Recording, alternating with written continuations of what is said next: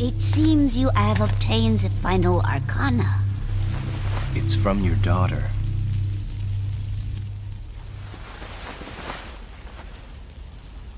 What are you doing, Granny? There is one more thing I need to ask of you, son of Sparta. My daughter went to face Arius all by herself. Please, take these and save Lucia. If it's heads.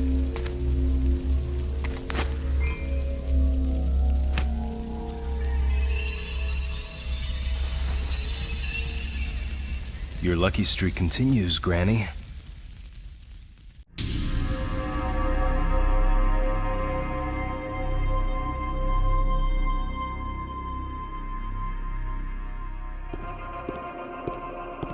For a defect, you show promise. But did you really think you could deceive me? Have you come back to me, Kai? I'm Lucia. Don't call me Kai. Then why did you come here? Let me guess. You seek my death. Die! Greetings, I'm Solidus-Skully, and welcome back to some more Devil May Cry 2 action as we get into the thick of it, as we take on Arius, the demon sorcerer, corporate CEO, lover of fine things, and also a practitioner of what you saw right there as the earliest showcase of Royal Guard. Now, maybe not necessarily at the beginning level of Royal Guard, but definitely a version of it which, well, yeah, is basically only recognizable by the animation when, you're fully upgraded as Dante in Devil May Cry 3, and, yeah, you pretty much hold it out, and, yeah, when Lucia attacks, you regain health by letting enemies attack.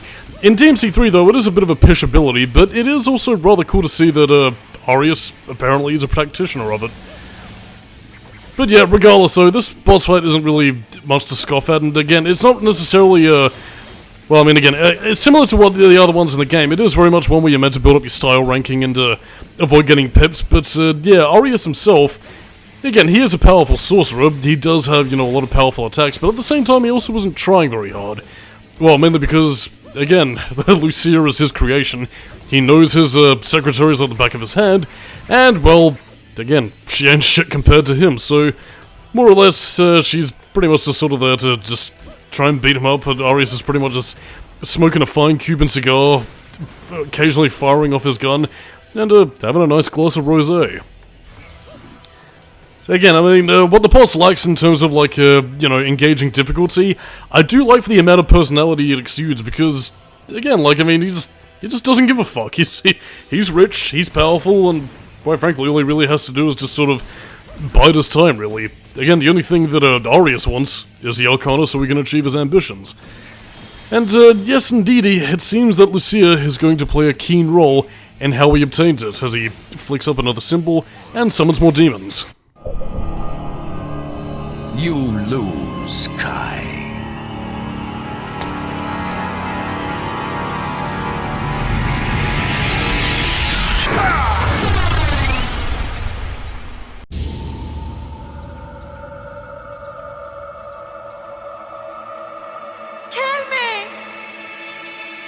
That man is going to bring me the Arcana shortly.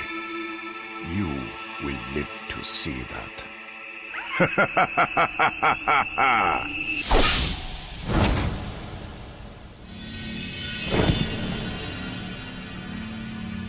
That's just a piece of crap. Oh, Arcana. Here's another 3 for you. No!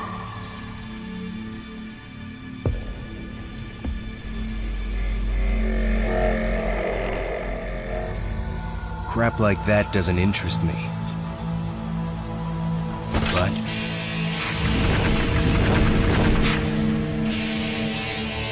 your swan song will. Ah, now there's the Dante we know and love. But, yeah, all that aside, though, a lot of Arius' things in terms of, well, again, fitting with his character, is that, again, this is grunt work. He's basically going to summon the Gemasthera to pretty much take care of Dante for him, so really, again, even shooting things like missile launchers, shotguns, pistols, whatever, doesn't fucking phase the guy. So, I mean, again, it does go to show that Arius isn't a man to be fucked with, but by that same token, though, I don't know, it's just a very amusing boss fight. I mean, again, it's really more to do with the fact that, you know, it speaks more to character development that Arius himself doesn't really have. I mean, again, you can see for yourself that he's a corporate CEO, he's a powerful sorcerer, and, in its own way, it does sort of work within the simplicity for the lack of backstory that we get to him, that, again, we don't really know how he came to learn of Argosax, how he came to learn about how to do all these demonic rituals. It's really just for the fact that, again, he's greedy, ambitious, and power-hungry. And again, he does exude that all throughout of his character, so, again, like, I mean, more than a lot of other Devil May Cry villains, it does seem a little bit more derivative of the whole, oh, I wanna be like Sparta! And, well, yeah, the less said about the villain of DMC5, the better. Yeah, it just makes for a really interesting, you know, parallel between those two, at least in terms of making Arius unique. But yeah, all that aside though, this boss fight is not too dissimilar to the one Lucia had. The only difference being is that, again, as you play on the higher difficulties, they basically summoned the highest level of the Goat Clan, which seems to be under Arius' employ, so yeah, basically you're gonna be fighting through hell, just doing your best to, you know, use them to get your style ranking, and then, well, using what you can to take down Arius, so, yeah, no harm, no foul, really. There we go, round trip, which, again, compared to Devil May Cry 1, which pretty much locked onto enemies after you charged up for a wee bit, is instead just, you know, a buzzsaw blade that pretty much, you know, circles around Dante's person.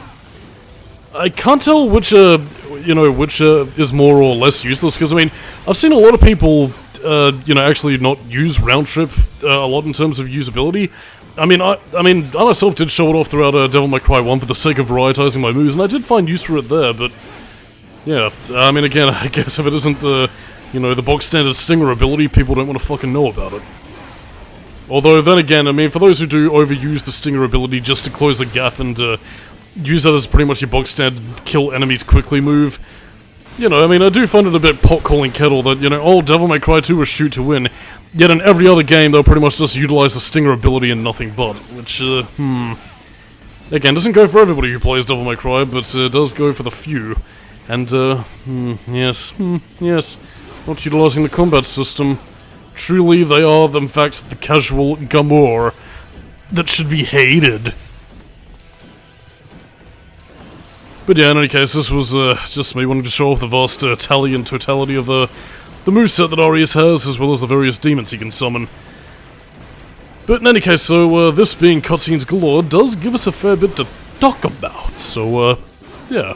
It's all good and hood, and, yes indeed, it seems that Dante cannot win, despite obviously being much more powerful than Arius could ever hope to be. I must obtain the power of Argosax, or I cannot transcend all living things. Too easy.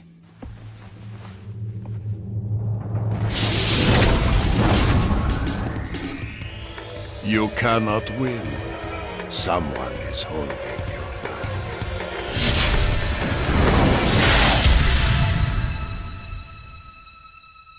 you. Forget about me. Kill Arius. Don't worry.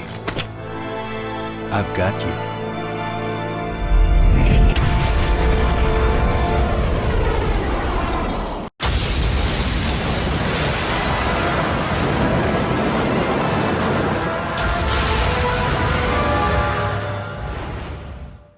Why did you save me? I was created by him. Every hero has a weakness. But the ritual was activated because of me. There's still time. We have until the sun is completely eclipsed. But how are you going to enter the building? The entrance is Where there's a will, right? Oh, Dante. Ever despite the... Again, it does kind of surprise me that a lot of people consider Dante to be boring in Devil May Cry 2, because, I mean, even if it is downplayed a fair bit compared to the first one, like, again, there is still that, that underlying charm of humor right there. Like, I mean, even if in just in small ways, like, crap like that doesn't interest me, but your swan song will. You know, well, even the line he had with Matier earlier on going, "What are you doing, Granny?" or "Your lucky streak continues." I don't know, to me, it still does get down the essence of the character, even if it isn't as exaggerated as what would otherwise come later on, and, again, it's all a balancing act at the end of the day. I know 3 did sort of return a lot of the comedy aspects, you know, at the detriment of turning the series into more of a comedy game at the expense of gothic horror, which I've pretty much rambled on endlessly, but, yeah, I don't know, there's still quite a bit of Dante's personality, and towards the end of the game, he really does begin to exude that a little bit more, so... I guess it was really more of a first impression kind of thing, with how Dante was, well, rather sullen in the beginning compared to now, where it's like, he doesn't really show that he cares, but he does. But in any case, so now we have what is otherwise one of the more boring missions in the game, followed up by another boring one, which... would be a little bit more fun, I suppose, if the combat was slightly better refined, but, you know, alas. But in any case, this is very much a case of, well, again, it does deal with a bit of an interesting concept, actually, as, again, you're pretty much having to, well, open a path to the underworld in order to get down to Arius' inner sanctum inside, you know, his towers. And through doing that, you have to interrupt the ritual that's now beginning in earnest to bring Argus Sex into this world, and ostensibly have Arius usurp his power, for lack of a better phrase. But, yeah, this isn't exactly something that's going to go completely Arius' way, because, yeah, remember what I was saying earlier about, you know, the demon Argosex being one who's, well, very much about promising power, wealth, and fortune, only to have, well, a devil's curse for every boon granted. It is an aspect that I do kind of wish was expanded upon, because, like, I mean, if the implication is meant to be that Arius was, you know, either he was young or, you know, he was brought up in the ideals of, you know, maybe he was a sorcerer who learned dark magic because of the war between, you know, Argosex and the Vida Mali, it possibly could have led to the whole idea of him and his greed thinking that he can usurp a demon's power without fully thinking of the consequences. I don't know. I mean, to me, it seems like a slightly more interesting version of, well, what would eventually become Arkham in Devil May Cry 3, which pretty much turned the whole idea of, like, oh, well, let's see, I was a priest who... I think the implication was that the priest of the bloodline who sealed the Temini group was related to Arkham's, and by extension, Lady's family, but, yeah, it never really came to fruition. But ostensibly, it would have been a more interesting version of that, really. Powers have been released. It appears to supply the demon pulse. But yeah, this area right here is very much the gateway between, you know, the Argosex Towers and, well, the demon world, so, yeah.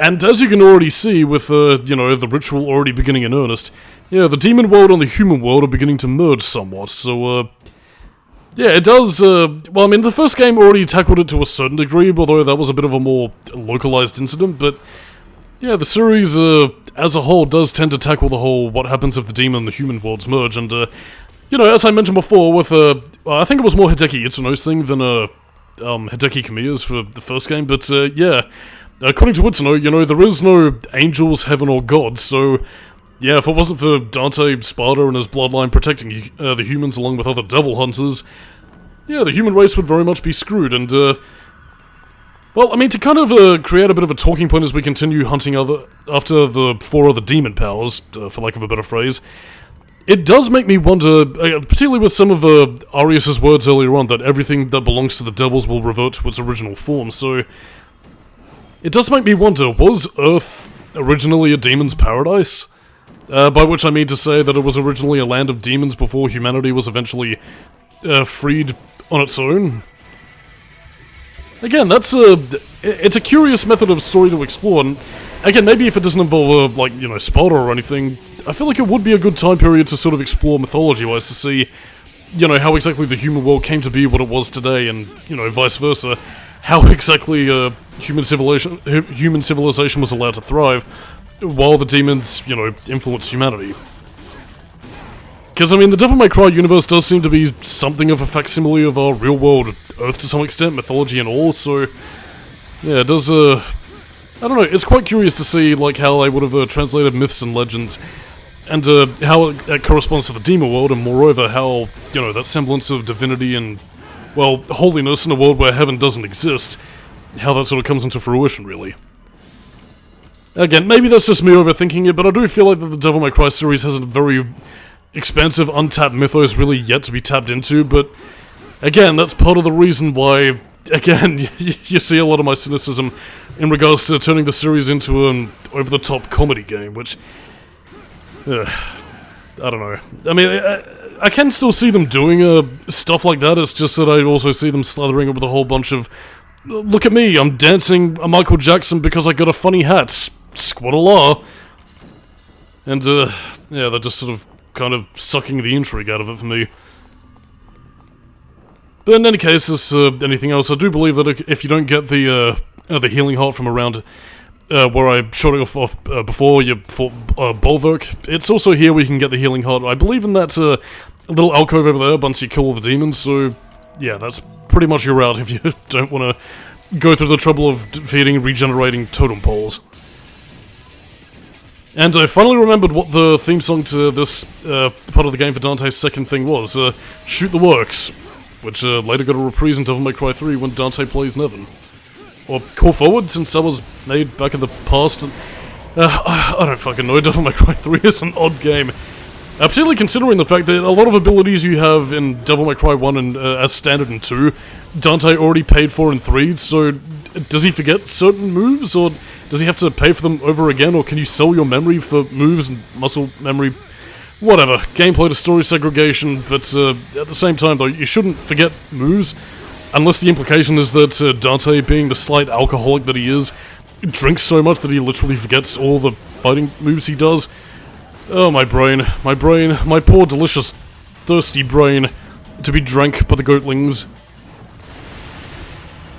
But yeah, the main precipice of what you're going to be doing throughout a majority of this level is pretty much just a bit of a fetch quest to find the other three, you know, spherical switches, and, well, just doing a lot of fighting, which, again, the reason why I call this one of the worst missions in the game is primarily because a lot of what you're going to be doing is fighting, and, again, your move pool is limited as is. You've gotten pretty much all the weapons that you could feasibly get up to this point, and there also wasn't really many new moves to spice things up, but again, it is somewhat helped by the idea that, again, you have pretty much progressed towards, you know, the endgame territory, time's running out, and, you know, a sense of urgency is at peril for you to, you know, make access to the demon world, put a stop to Arius' plans, and all that, so the pacing of the game is nice. It's just the structure of how this level handles itself which just begins to run a bit of the gamut, really. Which isn't to say that the later levels don't have bells and whistles of the right, because, I mean, you're doing plenty of fighting even in you know, some of the latter parts of the game as we are entering endgame territory at the moment. It's just that they have a little bit more interesting in terms of the overall level structure, which, again, creates some interesting level dynamics that aren't related to the combat, but rather the puzzles.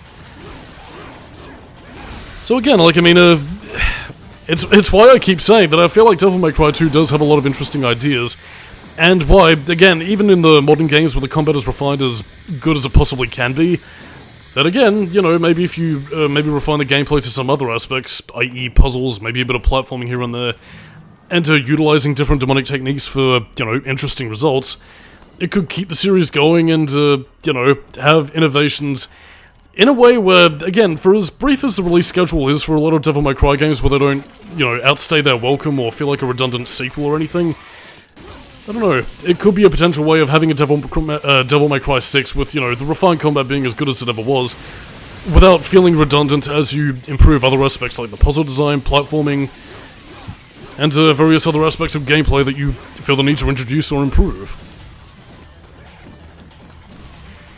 But again, that's all contingent on whether or not a Devil May Cry 6 ever ends up in production, which, I mean, to be completely honest, I do hope it is at least in production at some stage, but again, I suppose with the departure of Hideki Itsuno and, I guess a question up in the air as to who's taking over, and, I mean, honestly, God knows if the, you know, the terrible Dick Flick series is gonna have anything to do with it, but who knows, really.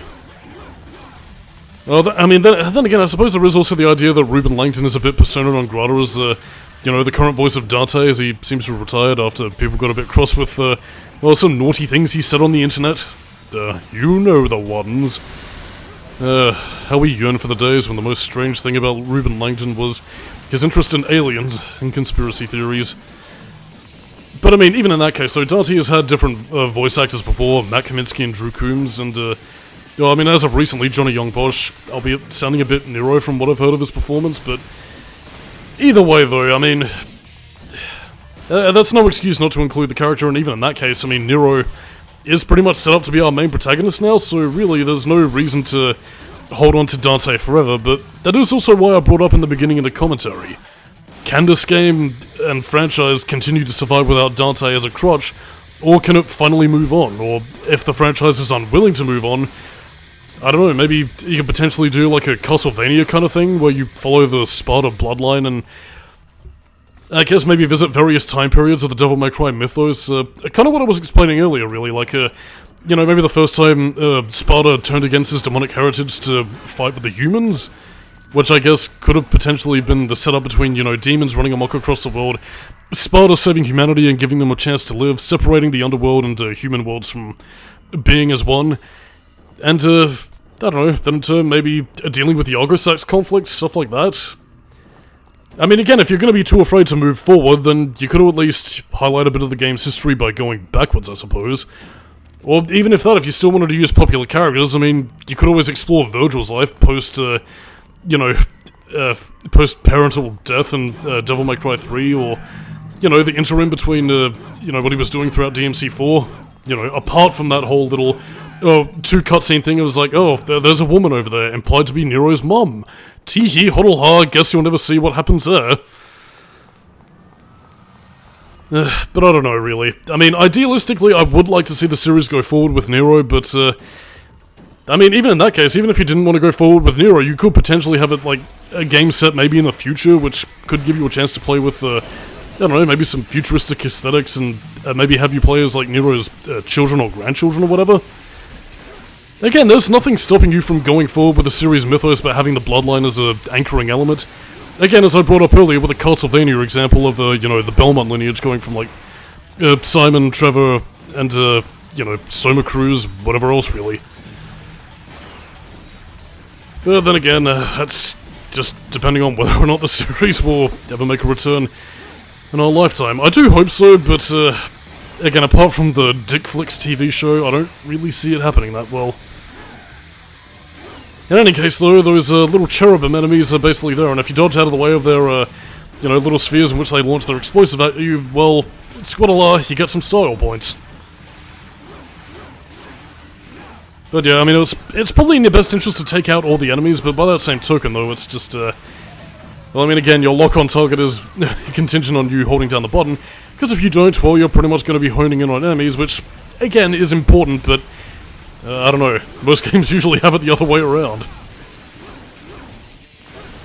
But yeah, to kind of talk about the golem enemies in and of themselves, they did actually have an enemy introduction, but that was in level 1 of Lucia's perspective, so yeah, somewhat sadly, you don't really get to see too much of anything else in regards to that.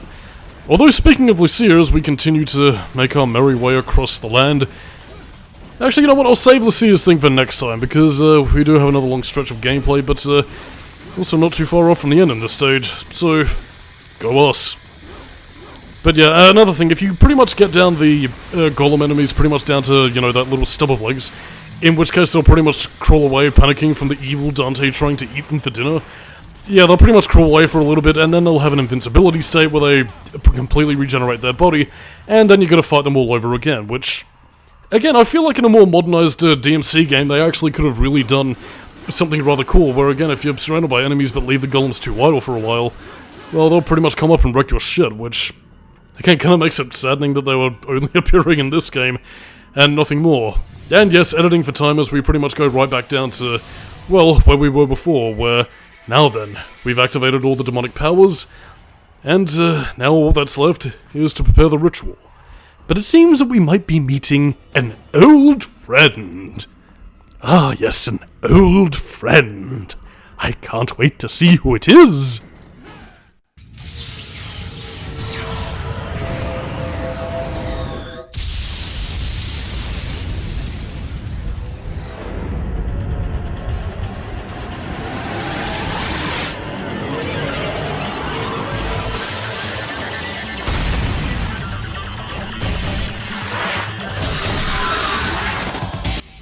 Phantom, my dear old lady, is that you? My god, you've gotten fat. Yeah, on a serious note, why the fuck is Phantom here?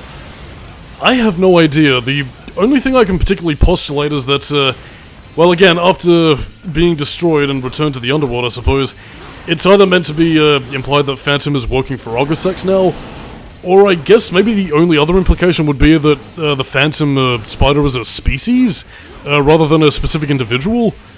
Because, I mean, yeah, both Dante and Lucia do fight this thing, but, yeah, that's pretty much it, really. But as for anything else, if you fought Phantom in DMC1, you pretty much know how to fight him here. Its body is pretty much blocking all attacks, so aim for the face or aim for its, you know, magma body, and layeth the smackdown as it tries to pin you down with its little scorpion tail. But yeah, all that aside though, really nothing to write home about in regards to Phantom. She is, as she always has been, an angry spider that's about to get nasty. So, yeah, that's pretty much all she wrote. We will be seeing Phantom again, but, well, in a bit of a different form. So, see you later, Phantom. Let's see you dissolve like a Yu-Gi-Oh monster.